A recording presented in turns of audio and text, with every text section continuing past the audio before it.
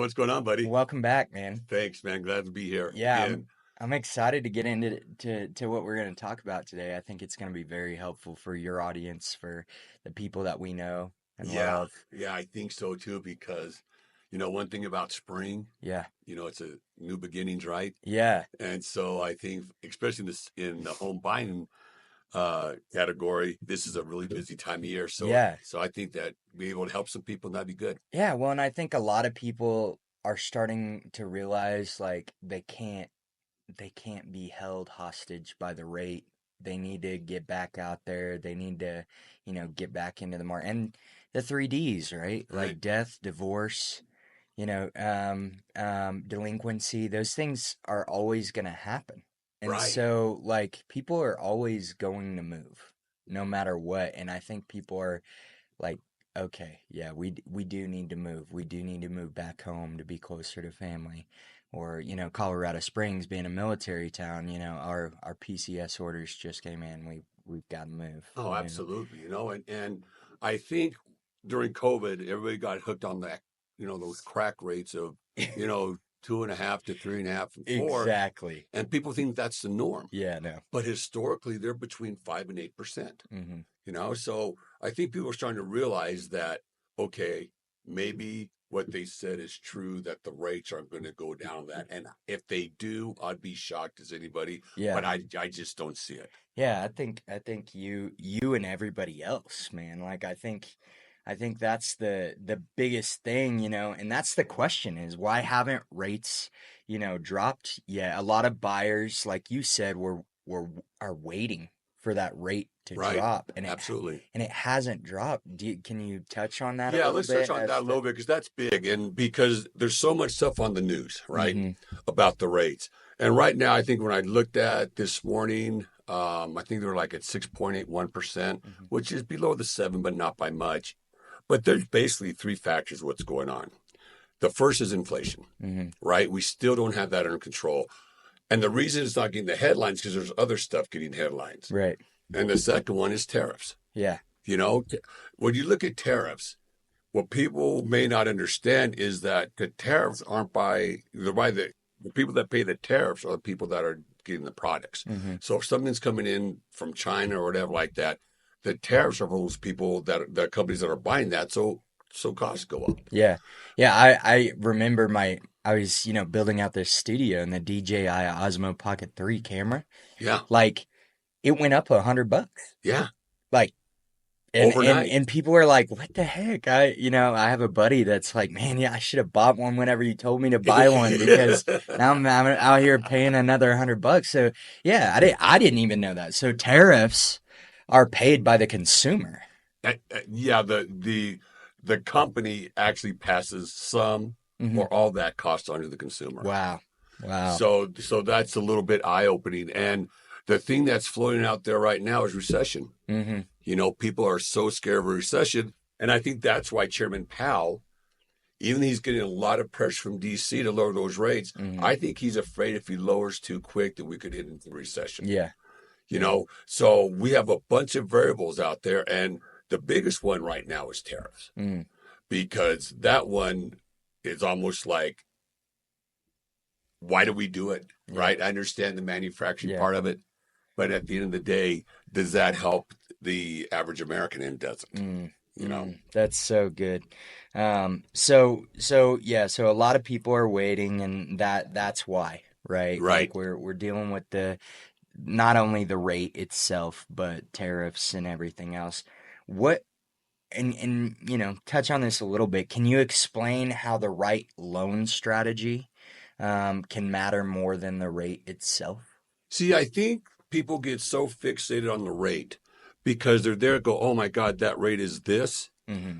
But they're not thinking that after the seventh payment, you can refi. Yeah. You can refinance that to a lower rate. Yeah. So it's almost like you have to get out of that moment Mm, and take a look down the road. yeah. Especially if you come to the realization, okay, it's not real comfortable right now because everybody's still used to those low rates. Hmm. Um, but if it's your dream home and this is what you want, there's other options you can do. Yeah. And so sometimes I tell my clients, I go, okay, is this the home that you want? Mm, And they go, yes, good. Here's the rate, but you're not stuck to it forever. Right. And especially like first time home buyers, right? I mean, Yeah. this first home is just a starter home. It's It's just, just to get your feet wet, it's the baby right? home. Yeah, it's not your castle. It's No. not your forever home. It's just where we're starting, Right. And right? I like to tell my clients, I said, okay, you look at all these homes and stuff, but we're going to get you in a place where you can afford it, right? Mm, Where you can afford it comfortably. And all we want you to do, because we know that you're probably going to get a new home later, mm. all we want you to do is build up your credit. Because when you get a mortgage and you pay that mortgage payment monthly, your credit score goes really high. Yeah. So, and you get a little equity in the home. Mm-hmm. So that's really for first time home buyers, that's the plan. And if they stay at that home forever, that's fine. Yeah, speaking of first-time home buyers, what are, what is the number one thing first-time buyer should know going into this season, right? With this being a new home buying season and, maybe I haven't bought a home before. This is my first time. Yeah, Aunt Susie is a realtor and she's told me some things in the past, but what do I need to know as a new home buyer going into this season? I think what you need to know is that keep your expectations realistic. Mm. And it's almost like I'd like to get my clients pre approved Mm-hmm. for a certain amount that I know they can control. They can control that payment Mm-hmm. and they can do better with the pre approval than as going into the buying the home. Mm-hmm. That gives them leverage because it is so easy to get sucked into a home that's a little bit higher price Mm-hmm. and fall in love with it, and then you're scraping by every month. So I like to bring it back into reality. Yeah, or you can't even afford it Yeah, entirely. right. And then you go to make the offer, and then you actually see your numbers, and you're like, I can't even afford this home. See, I'd rather them come in, right? We talk about it, find out what their monthly expenses are, Mm-hmm. find out, what they have for a down payment, things like that. And then we can, reverse mathematics and find out how much can they afford. Yeah, And so that is the plan I like to do with my clients that's good. because I don't want them to go into a home and then they get it fall in love with and then they can't afford it. Yeah, yeah. What do you think the biggest mindset shift buyers need to make this year? It's going to be competitive Okay. because we don't know how much is coming on the market, Yeah. but there's going to be a lot of interested buyers because Yeah. people have been sitting for a while. So it's gonna be a tight market. It's gonna be a competitive market, and so it's important to know that if you want to start looking for a home, let's Mm-hmm. go back, get pre-approved. So if you find that home, then Yeah. you can say, boom, here's my pre-approval letter.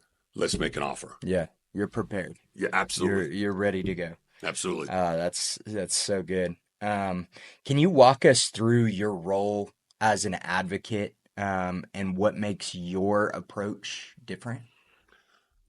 Um, that's a great question, Uriah, because there's a lot of good mortgage guys out there and, Yeah. and women. So, but I think what I like to do is I like to get them in early, especially first time home buyers, Mm-hmm. because, or if they haven't bought a home for a while, because it's more beyond rate. It's more beyond um, how much they can afford. It's also how the process works and what do like a loan estimate. What does that mean? Closing disclosures. What does that mean? Mm-hmm. So when they get into the process, we go through the process and then we just turn around and say, okay, this is what it looks like. Mm-hmm. All right. So this is my job. Mm-hmm. My job is to make sure that I get you in the right place Mm-hmm. financially and that we're on top of what is required from the lenders. Yeah. Yeah, that's so good. So a lot of people out here think, people still think that you need 20% down No, on a home. yeah, So let's bust this yeah, myth right now. so here's the reason why 20% down is so important Okay. is because if you have 20% or more Mm-hmm. as a down payment, you don't have to pay for mortgage insurance. MPI or Yes. mortgage private insurance? Yes. Okay. And what that means is if you have to pay that, that goes into your rate. I mean, that goes into your payment, Yeah. right? But not everybody has 20% down. Right. So new home buyers can get as little as 3.5% down. Mm-hmm. with the first time homebuyer programs, and anybody can go from 5% to 19% they want to. Mm-hmm. So it's open. You can put down what you can afford Mm-hmm. and what's required for the program. And you don't have to put 20% down. Okay. Doing 20% down just saves you money Okay. on your payment. Yeah, that's really good to know. What are some payment programs or assistant programs that buyers should be in the know about, and maybe they don't know about it? Well, there's Fannie Mae and Freddie Mac have first time homebuyer programs, Okay. and that's usually a down payment of 3.5%. On a regular conventional, because Fannie Mae and Freddie Mac are conventional loans, if you're not a first time home buyer, it's usually 5%. So Mm-hmm. that leaves them 1.5. Then there's CHFA, which is down payment assistance with people that have lower incomes. And you have to find a CHFA mortgage person to do that. And there's one that I learned about that I got signed up with is where you get into a study Mm-hmm. because what they're trying to find out if you have the right down payment, how does that increase you keeping your house? So it's a private fund Mm-hmm. and they help with down payment. And then the participants are in this program just basically doing forms, That's right? awesome. And so it's a lot more complicated than that, but that's like a private Mm-hmm. program Like that's available. private equity type Yes. setup. What advice can you give to people that are, maybe they feel like they're cash poor, you know, So but yeah. they still want to buy. Obviously these down payment assistance programs are helpful, but what can you say to that person there? So let's talk down payment first. So with Fannie Mae and Freddie Mac, your a relative can actually gift you down payment. Okay. And what that means is they basically write a letter that said, let's say I'm getting it from my mom and dad. Mm, It's basically we don't expect Jimmy Oliver to pay us back. It's a gift. So that's one thing they can do. Okay. I think part of the problem that we see for first time home buyers is they don't understand that they also have closing cost, mm-hmm. that they have to have that money in there. Yeah. And so that's one thing. One of my first questions is how much cash do you have available, right? Because it's not like all of a sudden you can just drop a bunch of cash in your bank account because the Right. feds are watching that because it's got to be Well, seasoned you gotta money. you gotta report all that. Yeah, Right. So right. yeah. So those are a couple of things that I think that, especially on first-time home buyers, Yeah. that they really need to understand. That's so good. Moving into, the refi. Yeah. Okay, so Jimmy, why the hell would I refi if I'm sitting at a 2 or 3%? Why would I refi into a 6%? Or, maybe the question is like, when is the right time to refi? Yeah, the refi is really a tough animal right now because you're right. We have so many loans from that 2.5 to 3.5. And I think the only answer is if you need the cash, Yeah, right? right. Again, we're talking about don't get so locked in because we can refi later. Yeah, And it's not, and the refi is not to burn and churn a client, right. right? Just to refi them over and over. And some people do, like every 6 months, they want to refi them. And, Yeah, you it's know, not worth it. no, it's not fair to the client Yeah, because they're still paying closing costs every yeah, time. yeah, So people that just refi every 6 months or after every seventh payment, then they're not treating their client in the best interest. But it could be that, let's say that I want to do an addition to my house. mm-hmm. Okay. Well, I don't know where the interest rate's going to be in 6 or 7 months or a year, Mm-hmm. right? So if I want to do that to my home now, yeah, I'll go ahead and I'll do the refi. I'll be at that 6, 7%, whatever it is, and then I'll turn around and if it does go down with the next year or so, then I'll just refi it. Mm-hmm. But I guess it's a matter of what's a priority for my client. Yeah, Because if they're doing like adding on, mm-hmm. well, they're just building equity into their home. I mean, Yeah, their value's going up. yeah, Or if they want to get out of debt, yeah, you know, because we've seen credit card debt is at its highest Oh yeah. that it's been in a very long What is it time. that the average? What is the average? Isn't it like something close to $30,000 Yeah, in debt right now? yeah, The average home yeah, right now, they're in $30,000 worth of credit card debt. yeah. And then if you look at that's like 22%. Yeah, yeah, So that could give them some breathing room, yeah. you Get a know? little bit of cash out of the house to even pay down your credit card debt. Yeah, And not have to be hit over the head with the high interest rate credit cards are, yeah. right? Like where you're making the minimum payment and you're not doing any good.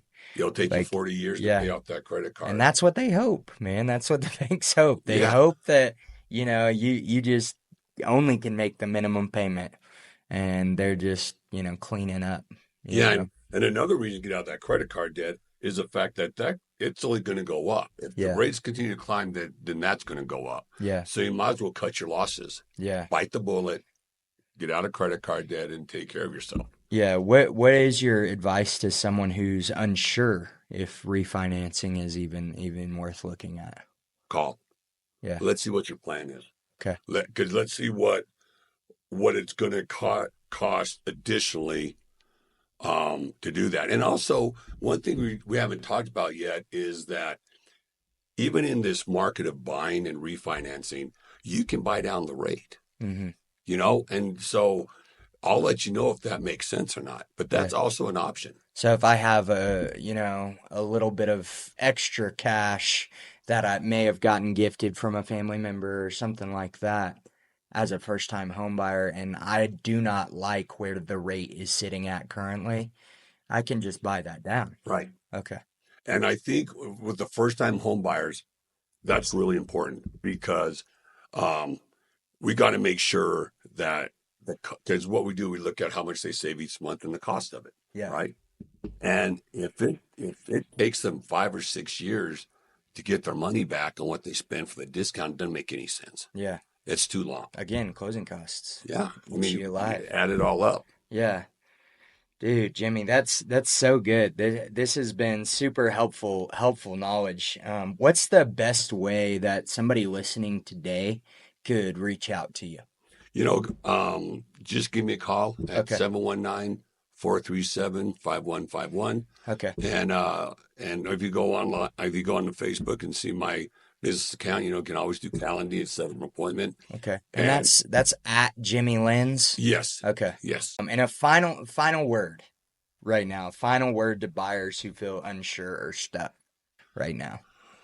I would say don't get so worked up about the rate, right? Because everybody thinks that the rate's going to come down very quickly.